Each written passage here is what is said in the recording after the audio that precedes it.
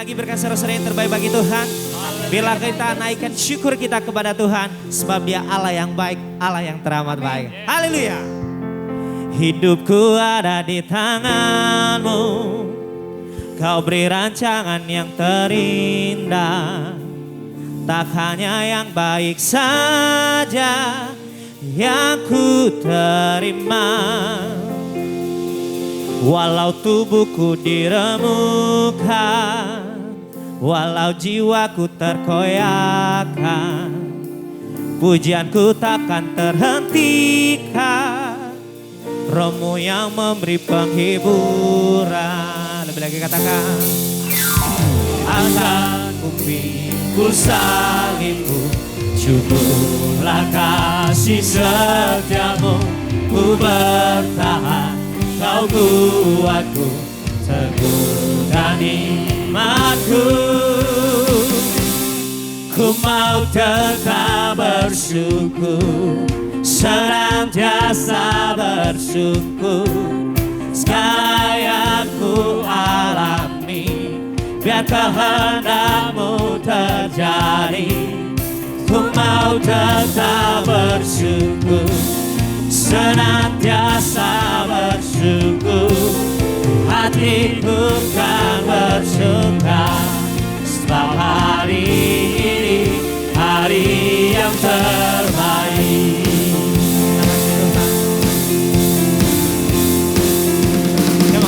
Hidupku ada di tanganmu, kau beri rancangan yang terindah. Tak hanya yang baik saja yang ku terima. Walau tubuhku diremukkan, walau jiwaku terkoyakkan, pujianku takkan terhentikan. Rohmu yang memberi penghiburan. Akan ku pikul salibmu, syukurlah kasih setiamu. Ku bertahan, kau kuatku, teguhkan imanku. Ku mau tetap bersyukur, senantiasa bersyukur. Segala yang ku alami, dan kehendakmu terjadi. Ku mau tetap bersyukur, senantiasa bersyukur. Hatiku kan bersuka, sebab hari ini hari yang terbaik.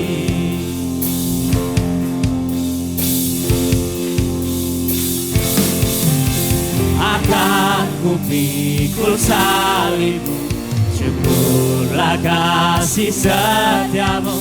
Ku bertahan, kau kuatku, teguhkan imanku.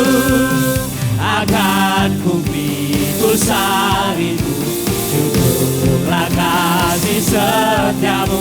Ku bertahan, kau kuatku, teguhkan imanku. Akan ku pikul salibmu, syukurlah kasih setiamu. Ku bertahan, kau kuatku, teguhkan imanku. Ku mau tetap bersyukur, senantiasa bersyukur. Segala yang ku alami, biar kehendakmu terjadi. Ku mau tetap bersyukur, senantiasa bersyukur. Hatiku kan bersuka, sebab hari ini hari yang terbaik. Sebab hari ini hari yang terbaik. Sebab hari ini, sebab hari ini hari yang terbaik. Hari yang terbaik. Sebab hari ini hari yang terbaik. Haleluya. Sekali Sekali lagi berikan sorak-sorai bagi Allah kita yang sangat dahsyat. Haleluya. Berikan kemenangan bagi kami Tuhan.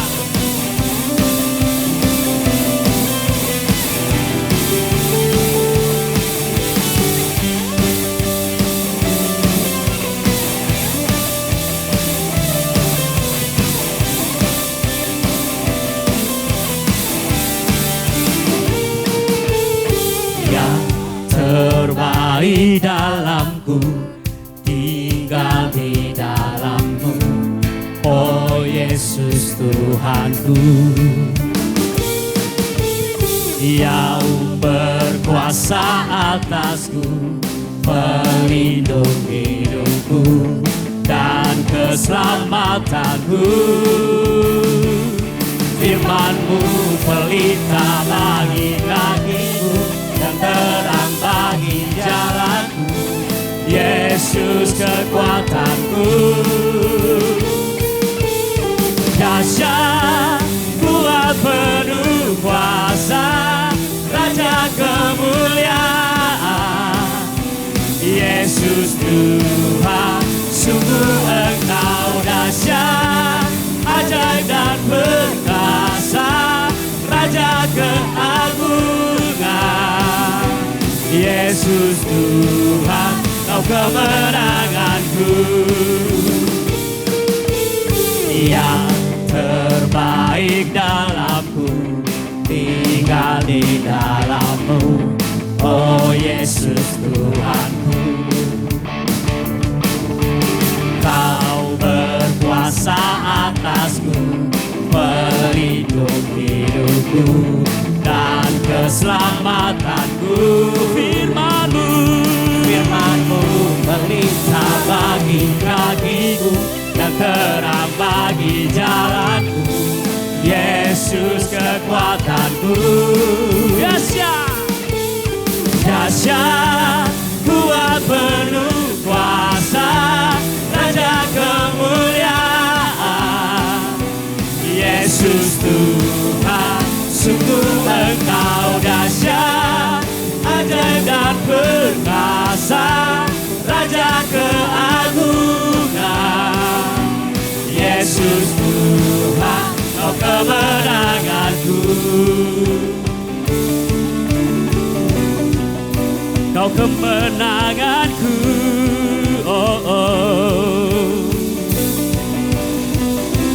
Sama-sama katakan, percaya Yesus hebat, sumber kemenanganku. Oh, oh, oh, oh. Ku percaya Yesus hebat, sumber kemenanganku.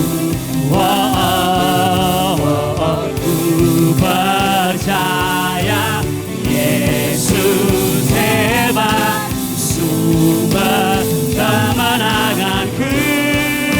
Oh, dahsyat, kuat, penuh kuasa, Raja kemuliaan, Yesus Tuhan, sungguh Engkau dahsyat, ajaib dan perkasa, Raja keagungan, Yesus Tuhan, sungguh Engkau dahsyat, ajaib dan perkasa, Raja keagungan, Yesus Tuhan, Kau kemenanganku. Oh, oh. Yesus Tuhan, Kau kemenanganku. Oh, oh. Yesus Tuhan, Kau kemenanganku. Berikan sorak-sorai bagi kita. Haleluya. Juga sumber kemenangan di dalam hidup kami Tuhan.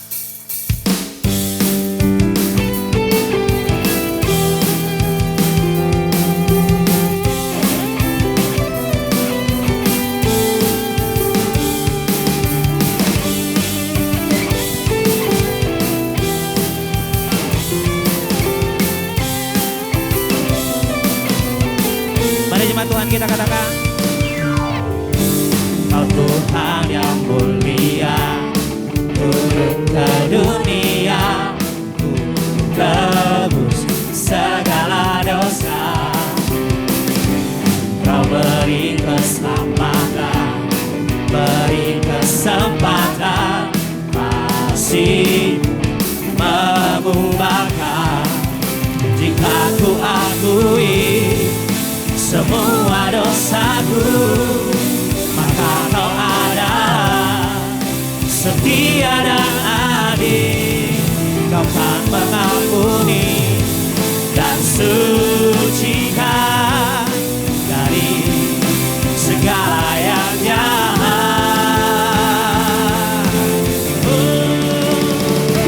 Tak mau ku hidup bagi dunia ini lagi. Tak ingin kompromi, tak ingin lakukan hal yang dapat lukakan hatimu. Tak mau ku hidup di luar tuntunan firman-Mu yang telah bebaskanku. Yesus, kebenaran-Mu adalah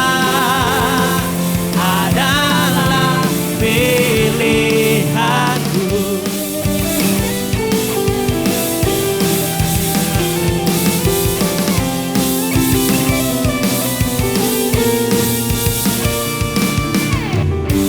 Kau Tuhan yang mulia, turun ke dunia, tebus segala dosa. Kau beri keselamatan, beri kesempatan, kasih mengubahkan. Jika ku akui semua dosaku, maka Kau adalah setia dan adil. Kau kan mengampuni dan sucikan dari segala yang jahat.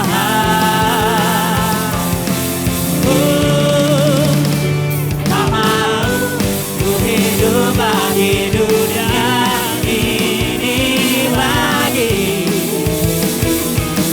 Tak ingin kompromi, tak ingin lakukan hal yang dapat lukakan hatimu.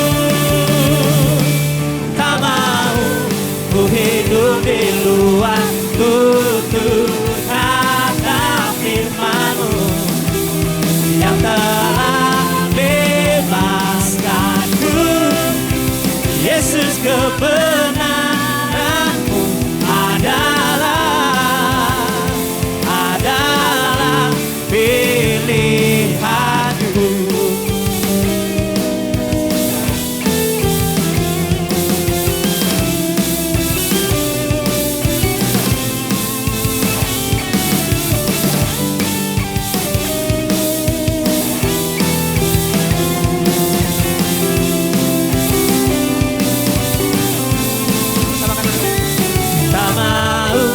Ku hidup bagi dunia ini lagi.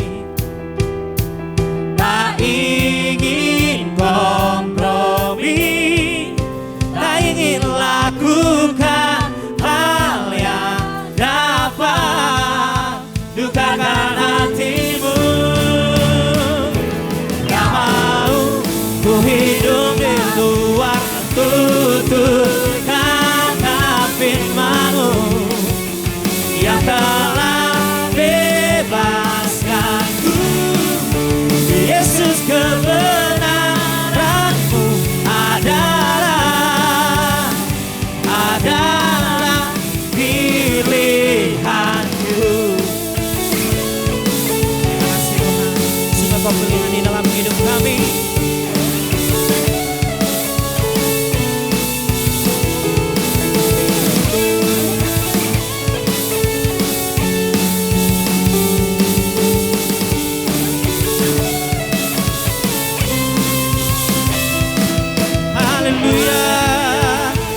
kasih Tuhan. Jemaat Tuhan dipersilakan untuk duduk kembali. Haleluya Yesus. Terima kasih Tuhan. Sungguh kami bangga memiliki Allah yang seperti Engkau. Kau Bapa yang setia. Yang tak pernah tinggalkan kami Tuhan.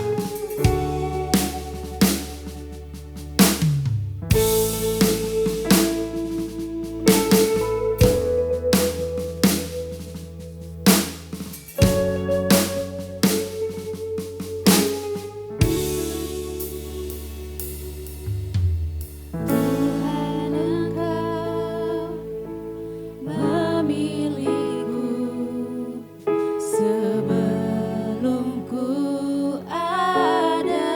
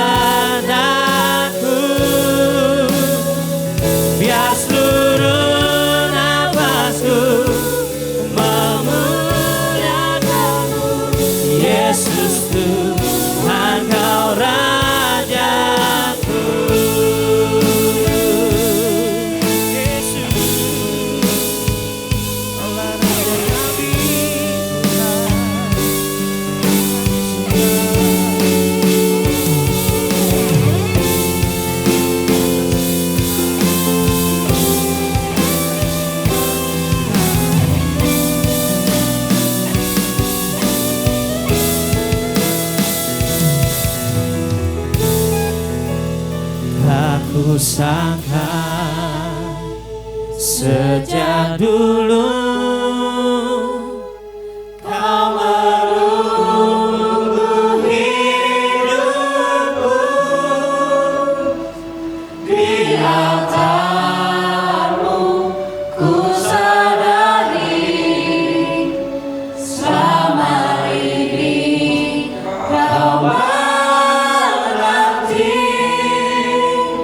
Ku akui semua dosaku, ku lepas kehendakku, biar seluruh nafasku memuliakan-Mu. Yesus Tuhan Kau Rajaku. Tak kusangka sejak dulu Kau menunggu hidupku di altar-Mu. Ku sadari selama ini Kau menanti. Ku akui semua dosaku, ku lepas kehendakku, biar seluruh nafasku memuliakan-Mu. Yesus Tuhan Kau Rajaku. Biar seluruh nafasku memuliakan-Mu. Yesus Tuhan Kau Rajaku. Biar seluruh nafasku memuliakan-Mu. Yesus Tuhan Kau Rajaku. Sungguh Kau Raja kami, yang kami muliakan, yang kami tinggikan.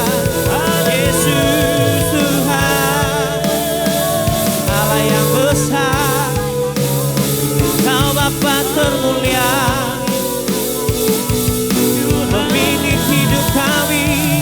Oh Tuhan, kami rindu akan Engkau, rindu akan kasih-Mu, akan jamahan-Mu di dalam hidup kami selamanya.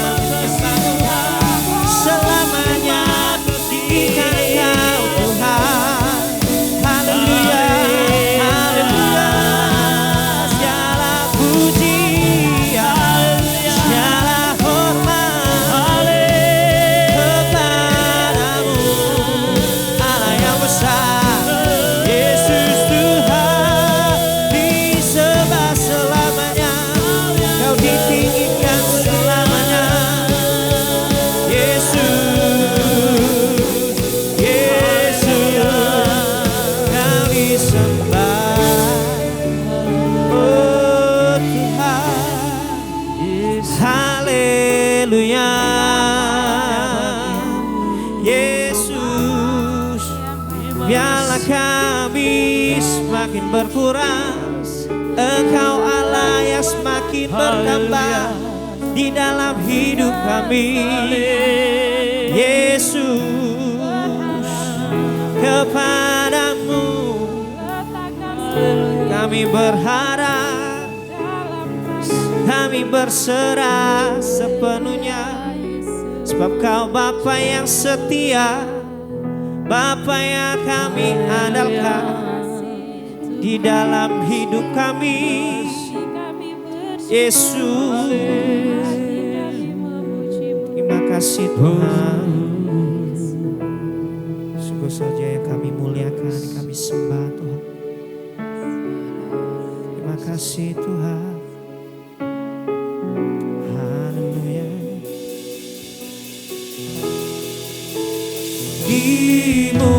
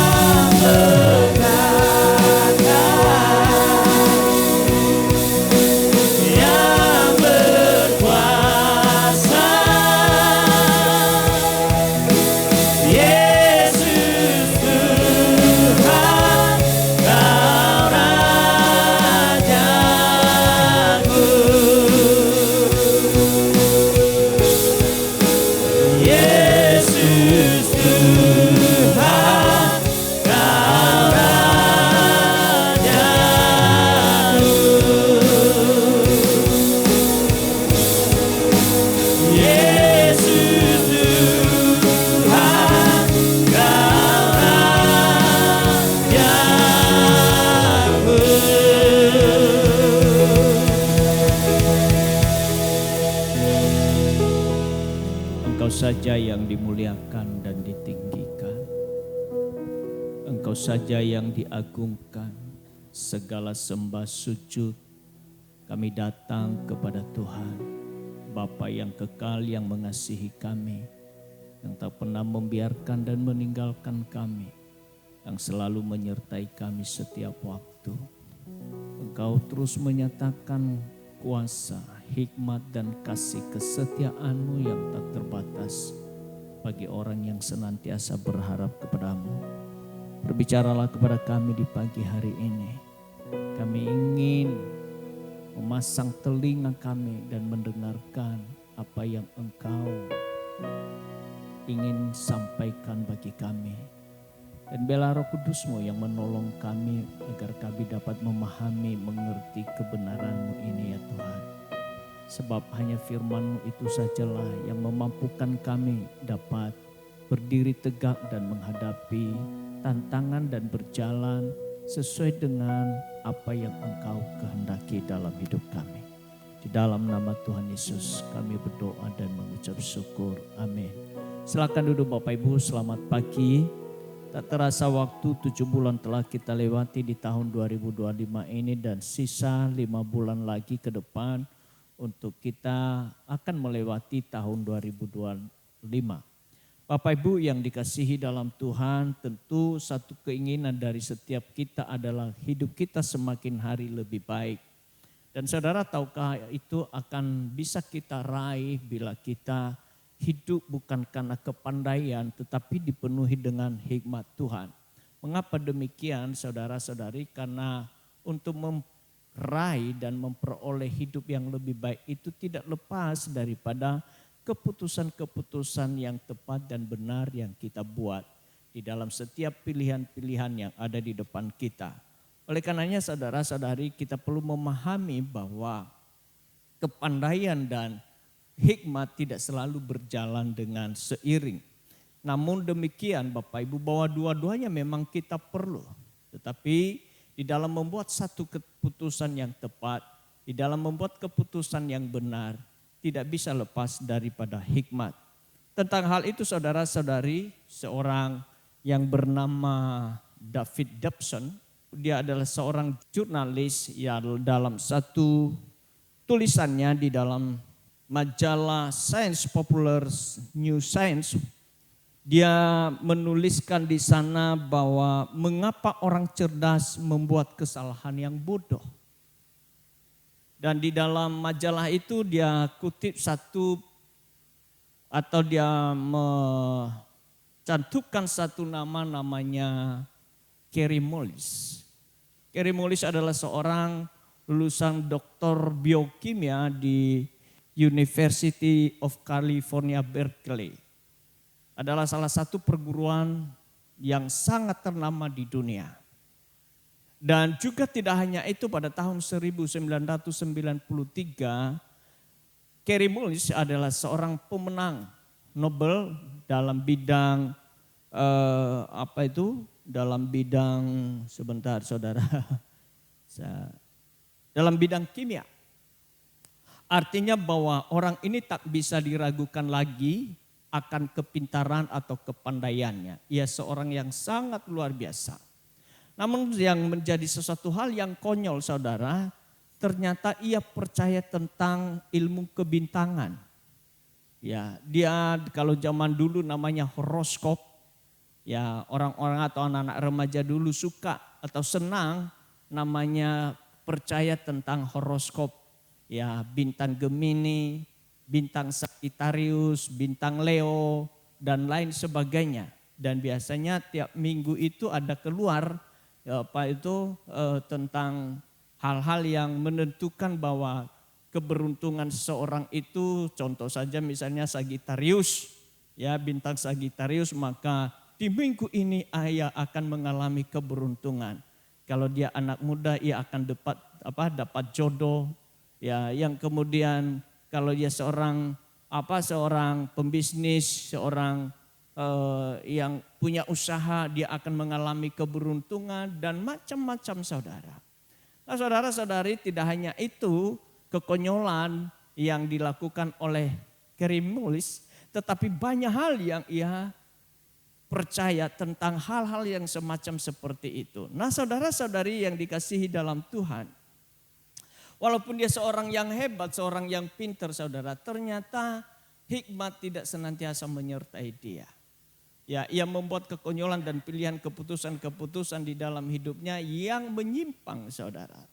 Oleh karena itu sekali lagi saudara-saudari bahwa kepandaian dan hikmat itu tidak selalu berjalan beriringan. Ya, lalu apakah kita tidak perlu pandai? Cukupkah kita berhikmat? Saudara-saudari, betapa pentingnya hikmat itu. Kenapa Bapak Ibu yang dikasihi dalam Tuhan? Sekali lagi, hanya karena hikmatlah kita dapat membuat keputusan-keputusan yang tepat dan keputusan yang benar. Sehingga hidup kita dari hari ke hari mengalami kebahagiaan dan juga pasti akan jauh lebih baik. Oleh karena saudara, hikmat itu betapa penting dan sangat pentingnya, maka di dalam 66 Alkitab kita, 66 kitab di dalam perjanjian lama dan perjanjian baru, ada satu kitab yang hanya berbicara tentang hikmat. Mari kita salah satu yang disampaikan di dalam kitab Amsal 2 ayat 1 sampai 6. Demikian Bapak Ibu saudara-saudari, dikatakan, hai anakku, jika engkau menerima perkataanku dan menyimpan perintahku dalam hatimu, sehingga telingamu memperhatikan hikmat dan hatimu condong kepada kepandaian. Ya, jikalau engkau berseru kepada pengertian dan bersuara memohon kepandaian. Jika engkau mencarinya seperti mencari perak dan mengejarnya seperti mengejar harta terpendam, maka engkau akan memperoleh pengertian tentang takut akan Tuhan dan mendapat pengenalan akan Allah. Ayat 6, karena Tuhanlah yang memberi hikmat, dari mulutnya datang pengetahuan dan kepandaian. Bapak Ibu yang dikasihi dalam Tuhan, sekali lagi bahwa untuk kita dapat membuat keputusan-keputusan yang tepat dan benar, itu tidak bisa terlepas daripada namanya hikmat. Dan karenanya Bapak Ibu yang dikasihi dalam Tuhan, betapa pentingnya hikmat itu di dalam kehidupan setiap pribadi kita. Nah pertanyaannya, bagaimana kita memperoleh hikmat itu sendiri? Sebagaimana yang dicatat di ayat yang ketiga sampai dengan ayat yang kelima dalam Amsal 2 ini dikatakan begini. Ya, jikalau engkau berseru kepada pengertian dan bersuara memohon kepandaian. Ayat 4, jikalau engkau mencarinya seperti mencari perak dan mengejarnya seperti mengejar harta terpendam, maka engkau akan memperoleh pengertian tentang takut akan Tuhan dan mendapat pengenalan akan Allah. Saudara-saudari yang dikasihi dalam Tuhan, bahwa kepandaian itu apa sih bedanya dengan kepandaian dan hikmat? Saudara-saudari, adalah kepandaian yaitu kemampuan untuk memahami dan mengingat informasi. Serta kecakapan untuk berpikir secara kritis yang kesemuanya nampak pada nilai akademis maupun prestasi intelektual yang dicapai.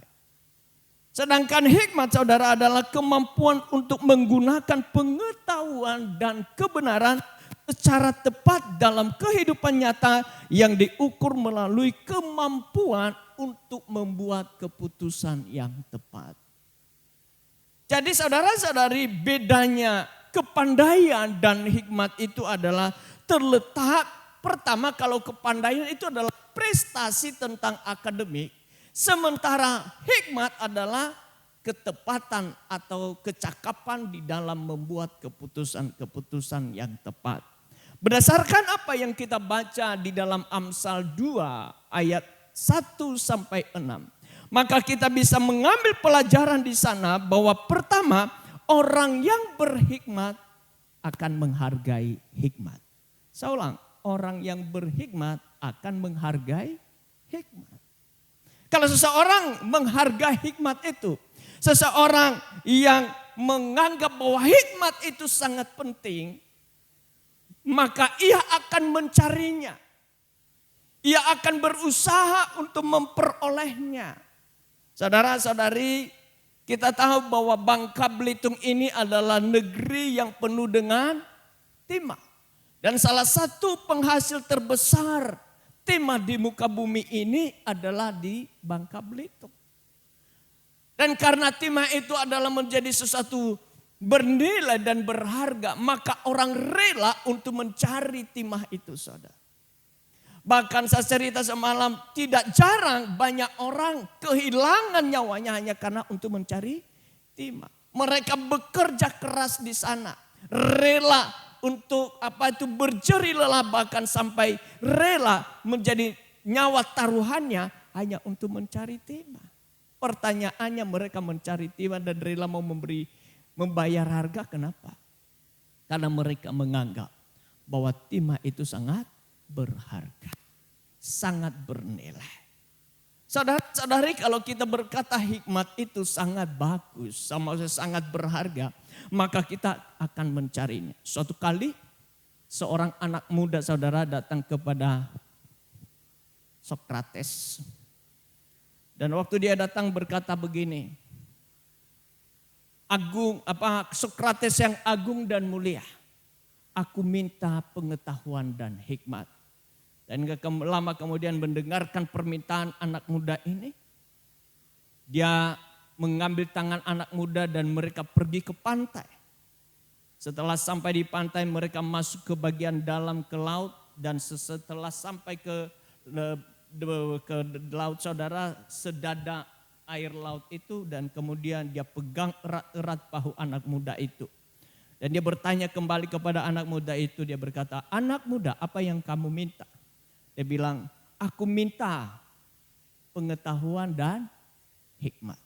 Dan kemudian Sokrates menekan bahu anak muda itu dan menenggelamkan anak muda itu.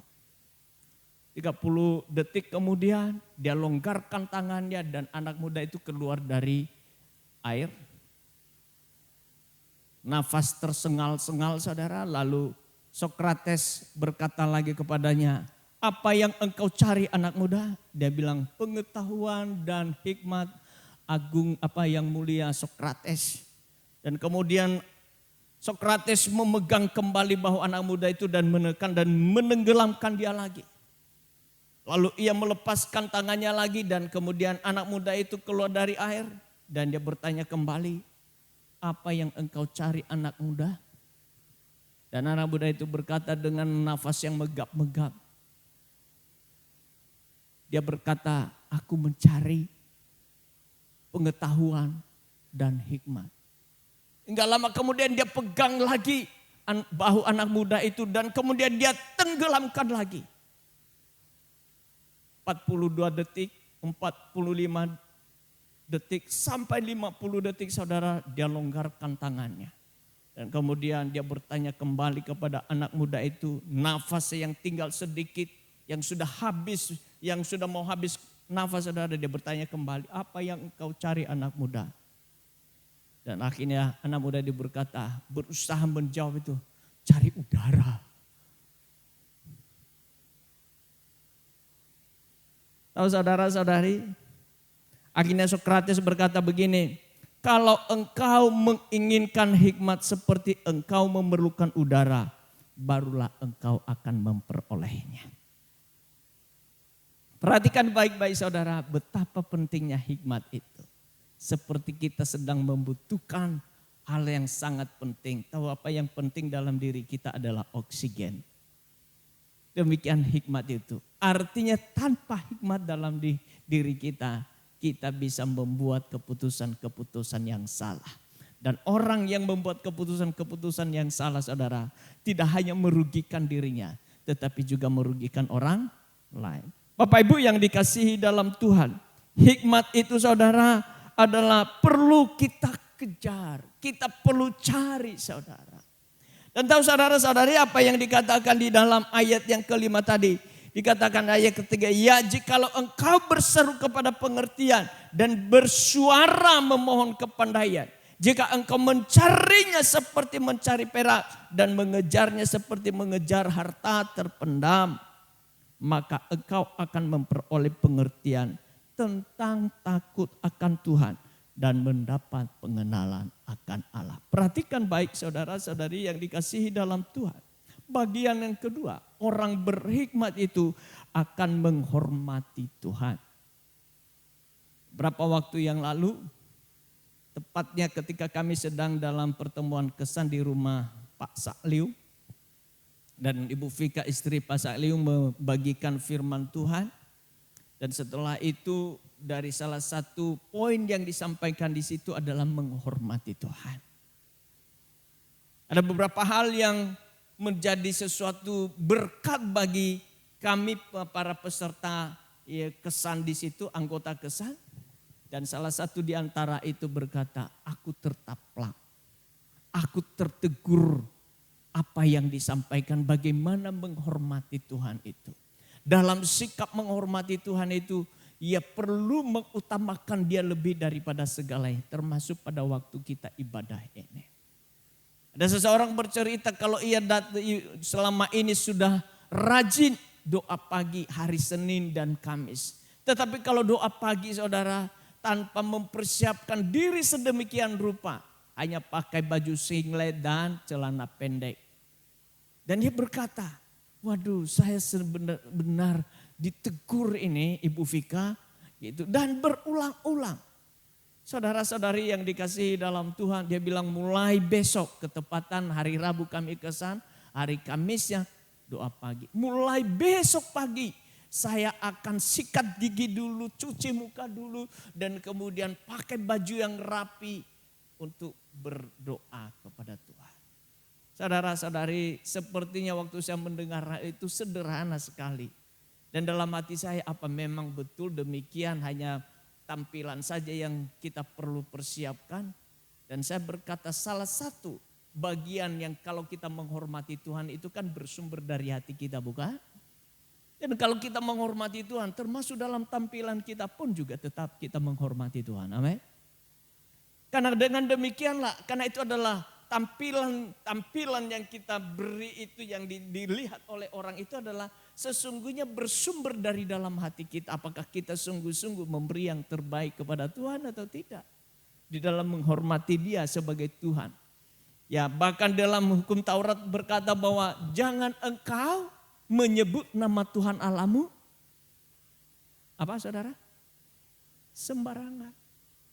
Tapi banyak orang Kristen hari-hari ini gampang sekali ya menyebut nama Tuhan dan mengatasnamakan Tuhan. Saudara-saudara, betapa pentingnya kita menghormati Tuhan itu. Karena Dia adalah pemilik segalanya, Dia adalah Allah yang maha besar. Yang dikatakan di ayat yang ke-6, saudara, dikatakan karena Tuhanlah yang memberi hikmat dan dari mulutnya datang pengetahuan dan kepandaian. Ayat ke-5 tadi. Maka engkau akan memperoleh tentang takut akan Tuhan. Takut akan Tuhan saudara. Bukan takut karena ya seperti orang yang yang mau menghardik. Seorang yang mau membahayakan. Ya, seperti preman. Tidak saudara, takut yang dimaksud di sini menghargai Dia, menghormati Dia. Ya. Bapak Ibu yang dikasihi dalam Tuhan, saya percaya betul kalau seseorang kita hormati, kita tidak akan sembarangan kepada dia, bukan? Jangan sembarangan berperilaku saudara, berkata-kata saja kita hati-hati akan bicara kepada. Untuk memberikan pernyataan-pernyataan di hadapannya kita pasti hati-hati. Saya beberapa hari yang lalu saya diinformasikan bahwa akan ada pertemuan silatnas tokoh-tokoh agama dan FKUB dari seluruh Indonesia dan akan bertemu dengan Presiden Prabowo. Dan salah satu peserta yang yang diundang di antara itu adalah saya nanti hari tanggal 5 kalau jadi. Akan diundang ke istana menghadap Pak Prabowo. Tentu waktu datang ke sana saya akan pasti hati-hati. Hingga sembarangan untuk ngomong. Bahkan seringkali kalau seseorang berbicara kepada presiden dalam pertemuan besar saudara. Itu sudah di briefing dulu. Nanti ngomongnya begini ya. Saudara-saudari yang dikasihi dalam Tuhan. Kalau presiden di muka bumi ini begitu ya kita menghormatinya dan menghargainya. Sesungguhnya Tuhan jauh lebih daripada itu. Pemilik segalanya. Itu sebabnya dalam sikap-sikap hidup kita. Ketika kita datang menghadapnya. Ketika kita dalam perilaku kita. Dalam keseharian kita. Bagaimana kita menghormati Tuhan. Saudara-saudari, ada dua saudara hikmat. Ya, di tengah-tengah kita hidup ini. Pertama ada hikmat dunia dan ada hikmat dari atas. Apa hikmat dari dunia itu saudara-saudari yang dikasihi dalam Tuhan? Sebagaimana yang dicatat di dalam Yakobus 3 ayat yang ke-14 saudara. Mulai dari ayat 13 dikatakan demikian. Ayat 14 saja saya baca saudara. Ayat 14, jika kamu menaruh perasaan iri hati dan mementingkan diri sendiri. Jangan memegahkan diri dan janganlah berdusta melawan kebenaran. Ayat yang ke-15. Hikmat seperti itu tidak datang dari atas, tetapi dari dunia dan dari nafsu manusia, dari setan. Saudara-saudari, ternyata bahwa salah satu perilaku yang akan melukai hati Tuhan dan kita tidak menghormati Tuhan, yang notabene hikmatnya adalah dari dunia, itu adalah hanya memikirkan diri sendiri, hanya mementingkan diri sendiri. Ya. Sombong, angkuh, merasa hebat. Ya, bahkan dia merasa hebat dari Tuhan. Sehingga ia tidak hanya kalau datang kepada Tuhan pun ya begitu aja. Sebagai orang Kristen saudara, ya kewajibannya datang ibadah setiap minggu. Ya kadang-kadang. Gitu. Sikap kita setiap hari kepada sesama kita. Kalau kita melihat orang berhasil lebih dari kita, apakah kita menjadi iri? Kita menjadi dengki. Kalau kita merasa sudah berhasil, apakah kita tetap rendah hati? Atau sombong, angkuh, merasa kita lebih hebat? Tidak hanya dalam dunia sekuler, saudara, dalam dunia rohani juga. Seringkali kita merasa lebih rohani dari orang lain. Karena kita rajin berdoa, rajin beribadah, pelayanan. Saudara-saudari yang dikasihi dalam Tuhan, ini perlu kita lihat diri kita. Apakah demikiankah? Itu kata Yakobus bahwa semua hikmat seperti itu adalah hikmat dari dunia. Tetapi hikmat dari Tuhan saudara adalah hidup dalam kerendahan hati. Hidup menganggap orang lain lebih penting daripada dirinya. Bersyukur kalau orang lain berhasil lebih daripada dirinya. Bahkan memberikan pujian saudara. Saudara-saudari yang dikasihi dalam Tuhan. Hikmat dari Tuhan itu kita akan dapatkan kalau kita menghormati Dia dalam seluruh aspek kehidupan kita. Dikatakan orang yang sungguh-sungguh menghormati Tuhan akan memperoleh hikmat dari Tuhan. Sebagaimana tadi yang dicatat di dalam Amsal 2 ayat yang ke-5 tadi. Maka engkau akan memperoleh pengertian tentang takut akan Tuhan dan mendapat pengenalan akan Allah. Kalau kita mengenal Allah saudara, kita pasti menghormatinya. Dan kalau kita takut akan Dia, itu pertanda bahwa kita menghormati Dia. Kita tidak sembarangan di dalam kehidupan kita. Tidak sembrono dalam hidup ini. Karena kita tahu bahwa hidup kita adalah milik Tuhan. Dan kita tidak memperlakukan hidup kita sebagaimana yang tidak mestinya. Ya, kita harus memperlakukan hidup kita sebagaimana yang Tuhan kehendaki. Yang ketiga saudara, orang yang berhikmat akan menaati firman Tuhan. Di Amsal 2 ayat 1-2 dikatakan, hai anakku, jika engkau menerima perkataanku dan menyimpan perintahku dalam hatimu. Sehingga telingamu memperhatikan hikmat. Dan hatimu condong kepada kepandaian. Perhatikan Amsal saudara menulis ini ibaratkan dia adalah sebagai seorang ayah kepada anak. Bagi para pembacanya. Artinya bahwa bapak ini mengasihi anak-anaknya. Supaya apa saudara, apa yang dituliskannya itu diperhatikan. Dan tidak hanya diperhatikan tetapi juga dilakukan. Sama ketika kita mendengar firman Tuhan di pagi hari ini. Saya pernah bercerita seorang hamba Tuhan.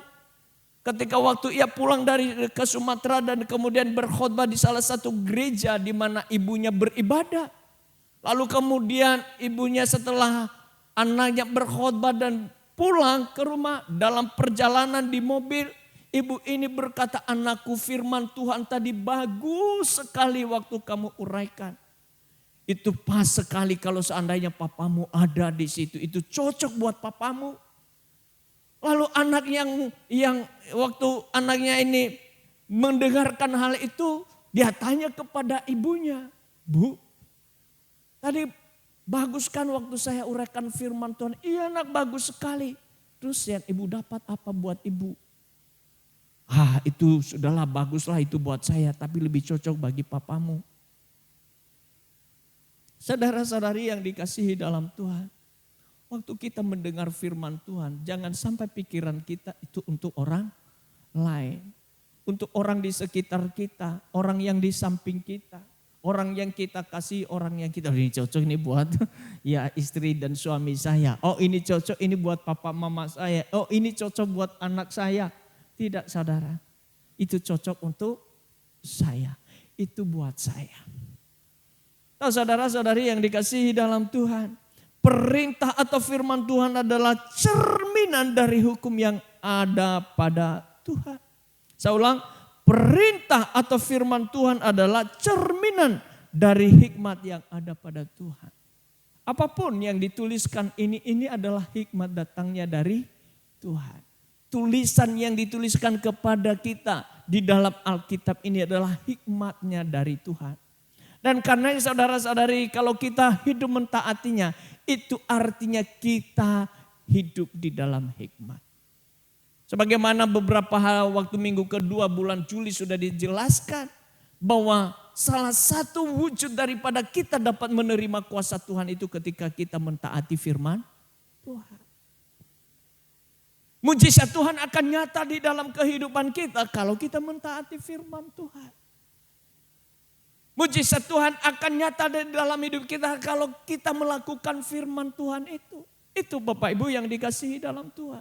Oleh karenanya saudara-saudari, bahwa ketika kita mendengar firman Tuhan itu, tidak hanya merenungkannya tetapi juga melakukannya. Dan itu menjadi kesukaan dalam kehidupan kita.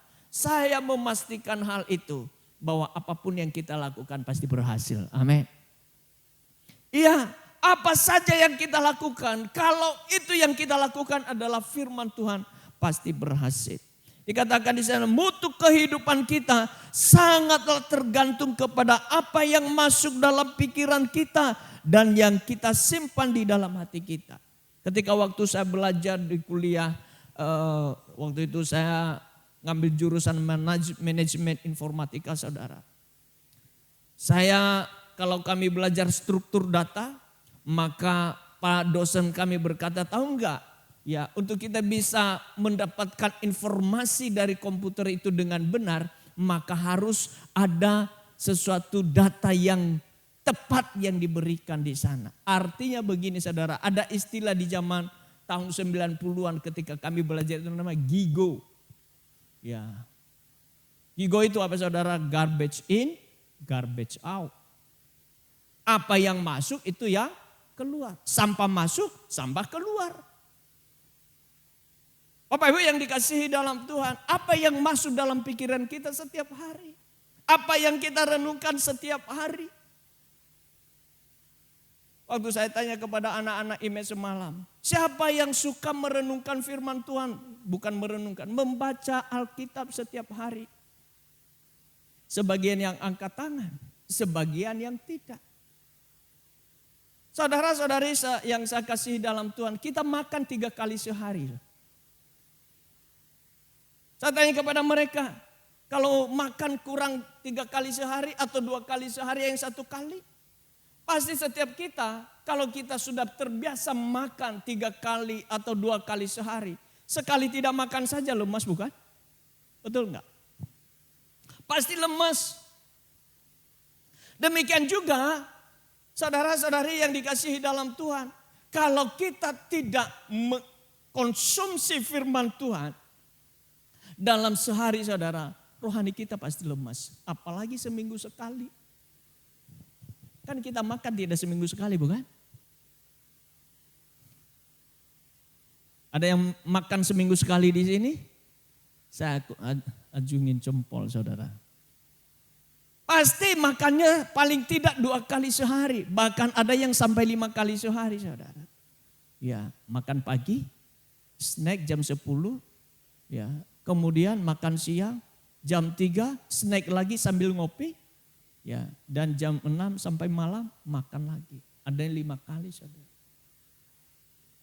Kalau orang yang terbiasa ngopi, paling tidak sekali, 2 kali sehari. Kalau dia enggak ngopi, dia bisa lemas-lemas saudara sambil ngantuk. Nah kalau demikian, asupan-asupan itu di dalam diri kita, asupan makan bisa sampai 2-3 kali atau 5 kali saudara. Dan kalau kurang dari itu, jasmani kita menjadi lemas. Bagaimana rohani kita? Kalau hanya kita mungkin isinya cuma sebulan sekali, seminggu sekali. Bersyukur saudara kita punya tools yang telah disiapkan, disediakan adalah ibadah harian. 3 kali sehari memang didesain demikian saudara. Dan waktunya juga enggak terlalu lama. Paling lama 9 menit dan paling cepat 4 menit saudara. Dalam sehari kalau kita lakukan, saya hitung paling cuma 23 menit. Dan kalau kita maksimalkan semua itu saudara untuk menggunakan tools-tools itu untuk asupan rohani kita. Saya percaya rohani kita menjadi kuat. Amin. Itulah hikmat.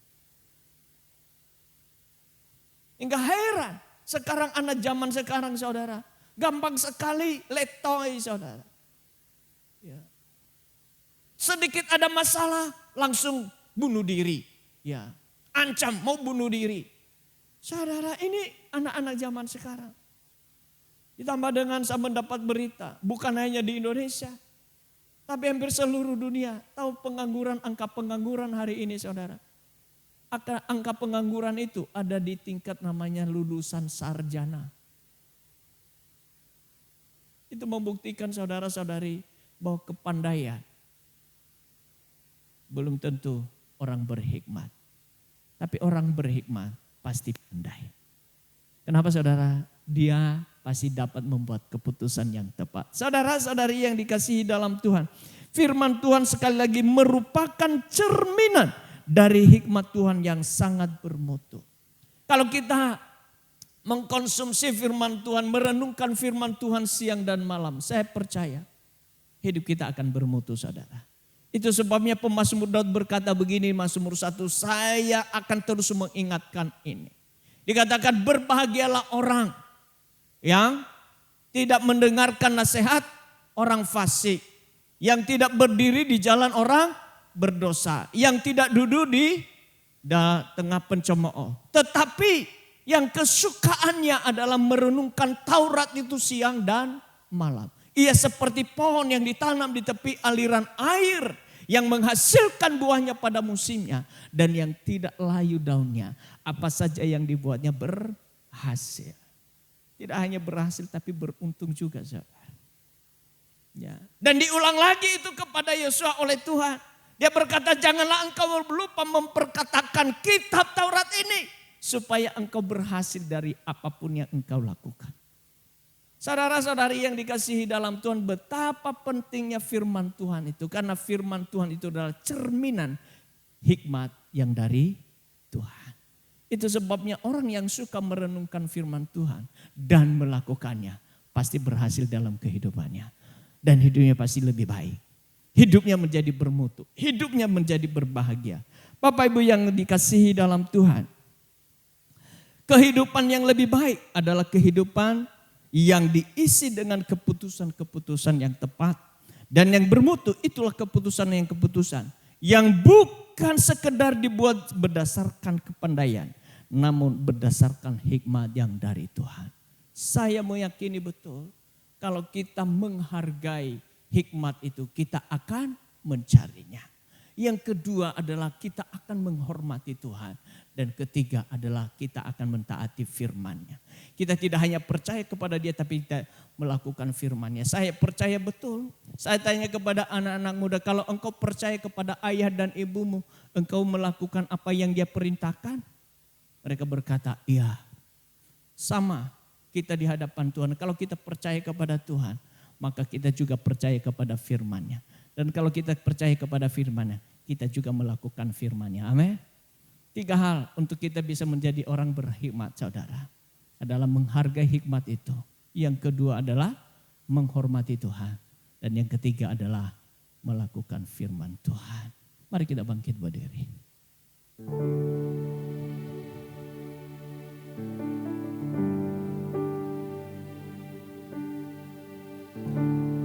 Kekuatan di hidupku,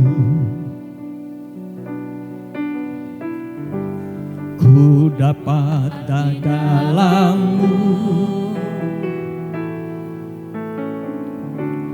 Kau teguhkan hatiku, tiada yang mustahil bagimu.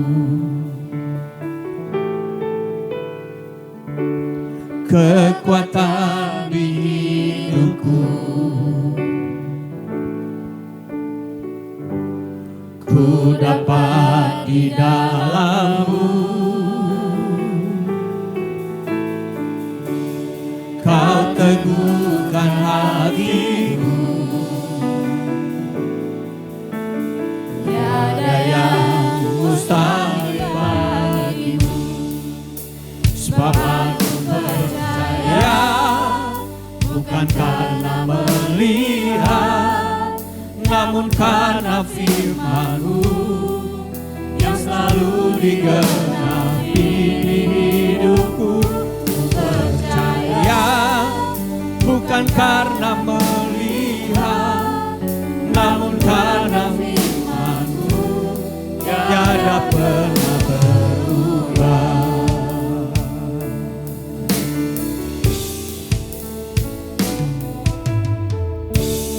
Kekuatan di hidupku, ku dapat di dalam-Mu. Kau teguhkan hatiku, tiada yang mustahil bagimu. Sebab aku percaya, bukan karena melihat, namun karena firman-Mu yang selalu digenapi hidupku. Ku percaya, bukan karena melihat, namun karena firman-Mu tiada pernah berubah. Sebab aku percaya, bukan karena melihat, namun karena firman-Mu yang selalu digenapi hidupku. Ku percaya, bukan karena melihat, namun karena firman-Mu tiada pernah berubah. Bapak, Ibu, Saudara-saudari, mari kita ambil waktu teduh sejenak. Kita fleksibel hari-hari yang kita lewati. Sejauh mana kita sungguh-sungguh mencari hikmat itu. Orang yang berhikmat pasti menghargai hikmat. Dan untuk menghargai hikmat, mencari hikmat. Orang yang menghargai hikmat adalah orang yang menghormati Tuhan. Orang yang menghargai hikmat adalah orang yang takut dan mentaati firman Tuhan. Pagi hari ini, sungguhkah kita merindukan selalu akan firman-Nya yang merupakan sumber hikmat dari hidup kita? Karena hikmat itu adalah, karena firman Tuhan itu adalah cerminan dari hikmat dari Tuhan. Kalau kita sungguh-sungguh ingin hidup lebih baik, kalau ingin hidup kita sungguh-sungguh ingin lebih bermutu lagi, saya percaya Bapak, Ibu, Saudara-saudari akan mencari hikmat itu.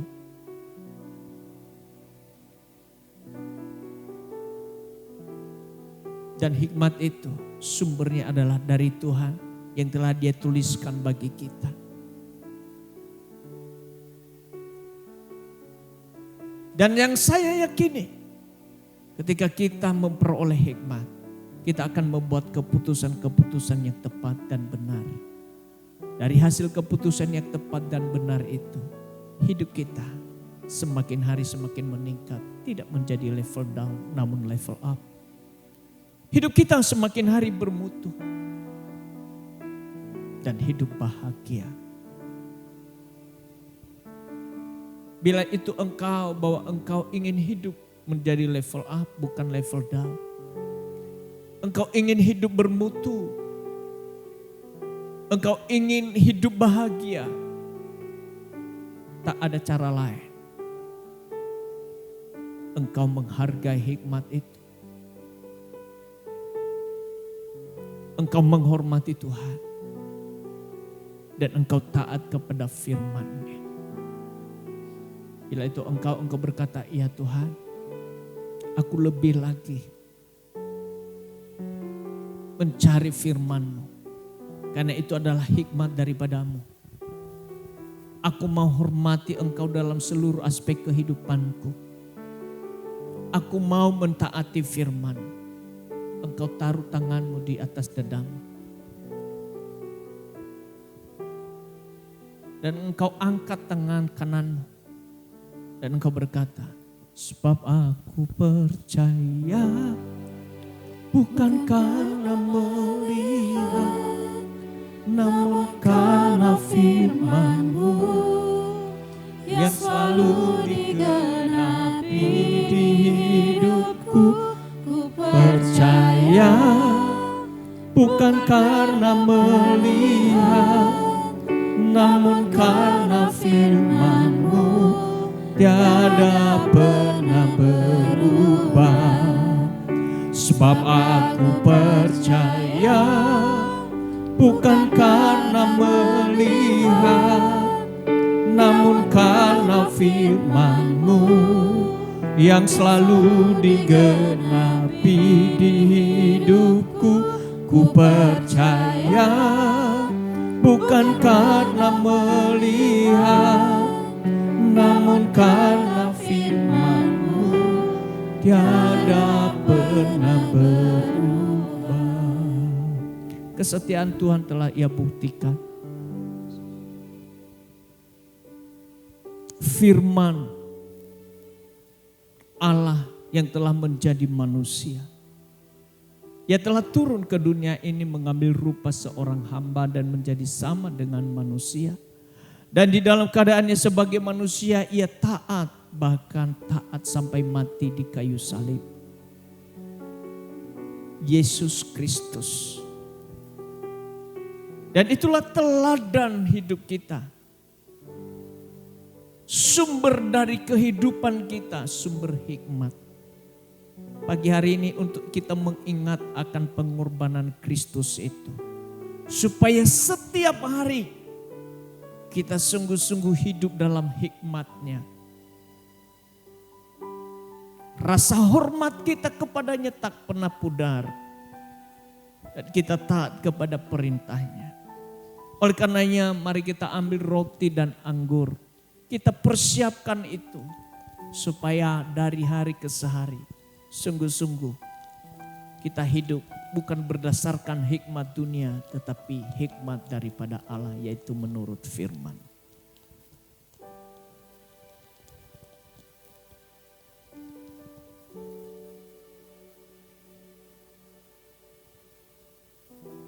Mari kita angkat roti ini. Sebab apa yang telah kuteruskan kepadamu, telah aku terima dari Tuhan, yaitu bahwa Tuhan Yesus pada malam waktu Ia diserahkan mengambil roti, dan sesudah itu Ia mengucap syukur Ia memecah-mecahkannya dan berkata, inilah tubuhku yang diserahkan bagi kamu. Lakukanlah ini sebagai peringatan akan aku. Mari kita makan roti ini dalam nama Yesus.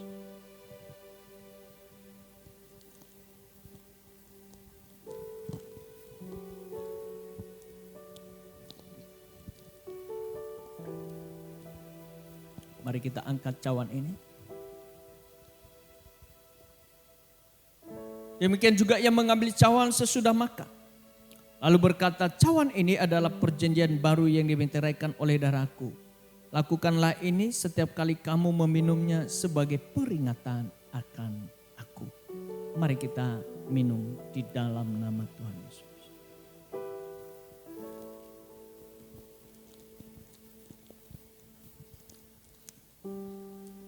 Mari kita bersyukur kepada Tuhan. Terima kasih ya Tuhan buat pengorbanan-Mu dalam hidup kami. Darah-Mu dan tubuh-Mu telah tercurah dan terpecah-pecah bagi kami. Untuk kami menjadi hidup bukan dalam dunia kegelapan tetapi di dalam kerajaan-Mu yang kekal. Dan di dalam kerajaan-Mu yang kekal itu ya Tuhan, Engkau memenuhi kami dengan hikmat-Mu. Sehingga dalam tuntunan dan pimpinan hikmat-Mu itu, kami dapat membuat keputusan-keputusan yang tepat dalam hidup kami. Keputusan yang mendatangkan kemuliaan bagi nama Tuhan, dan hidup kami semakin hari berkenan di hadapan-Mu.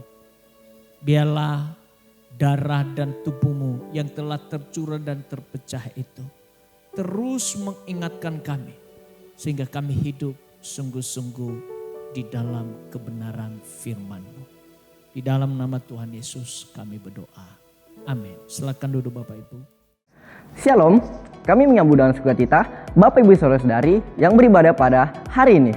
Dan selamat datang bagi Bapak Ibu Saudara-saudari yang baru pertama kali beribadah bersama kami di GKPB MDC Pangkal Pinang. Berikut MDC News.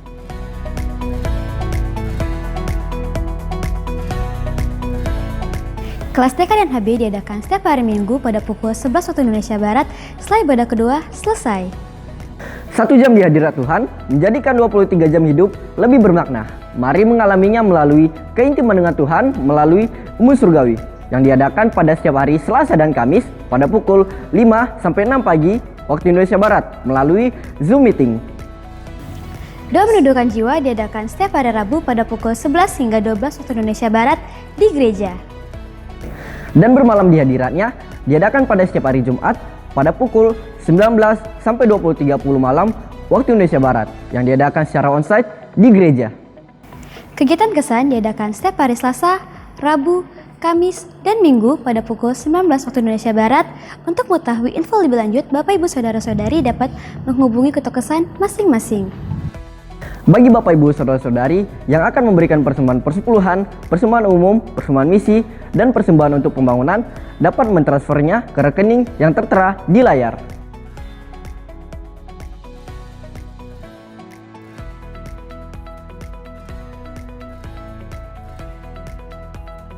Untuk mengetahui info lebih lanjut tentang Gereja GKPB Misi Pangkal Pinang, Bapak Ibu Saudara-saudari dapat mengikuti akun Facebook, Instagram, serta subscribe akun YouTube Gereja GKPB Misi Pangkal Pinang. Dan jangan lupa di-share ke keluarga, kerabat, dan teman Anda. Demikian info tentang Gereja GKPB Misi Pangkal Pinang. Sampai jumpa minggu depan. Tuhan Yesus memberkati. Mari kita bangkit berdiri semua. Sebab aku percaya bukan karena melihat, namun karena firman-Mu yang selalu digenapi hidupku. Percaya bukan karena melihat, namun karena firman-Mu tiada pernah berubah. Sebab aku percaya bukan karena melihat, namun karena firman-Mu yang selalu digenapi hidupku. Ku percaya bukan karena melihat, namun karena firman-Mu yang